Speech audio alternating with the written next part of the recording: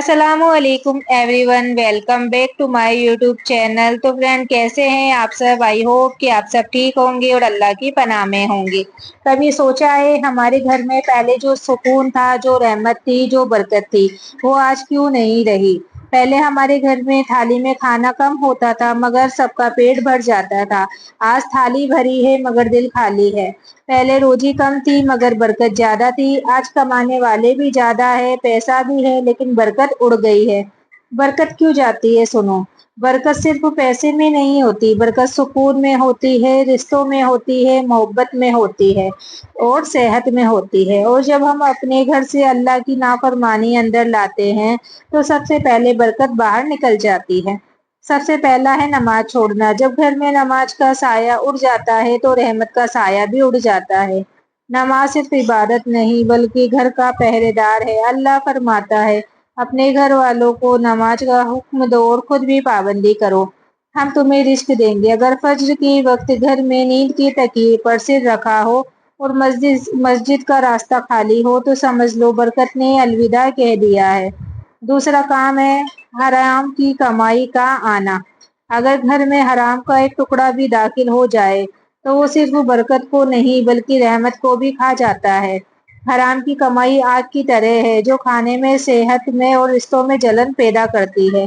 आज लोग कहते हैं कमाई तो साफ है मगर ब्याज, झूठा सौदा, धोखा, ये सब हराम की बदबू है और बरकत बदबू वाली जगह नहीं रहती। तीसरा है घर में गुनाह और फालतू चीजों का बढ़ना। टीवी की शोरगुल, गानों की आवाज, गाली गलौज, बेइज्जती, ये सब घर में अंधेरा लाते हैं।